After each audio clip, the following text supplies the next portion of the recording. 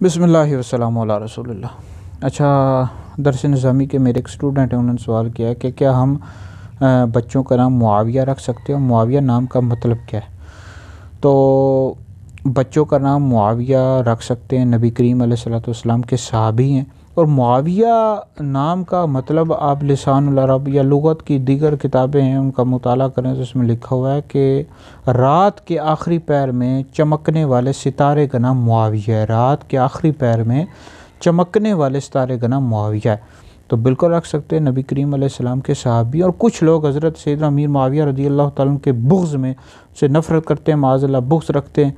तो मुआविया नाम के गलत मतलब लोगों में बता रहे होते हैं, मशहूर कर रहे होते हैं, देखो मुआविया का ये मतलब है, तो लोगों में नफ़रत फैलाते हैं। तो बिल्कुल रख सकते हैं जी। अगर नाम का मतलब बुरा होता तो हुज़ूर अलैहिस्सलाम बुरे जो नाम होते थे या उनका मतलब बुरा होता था वो तब्दील कर दिया करते थे। तो हुज़ूर अलैहिस्सलाम ने इस नाम को तब्दील नहीं किया, तो लिहाजा बिल्कुल मुआविया नाम रख सकते हैं।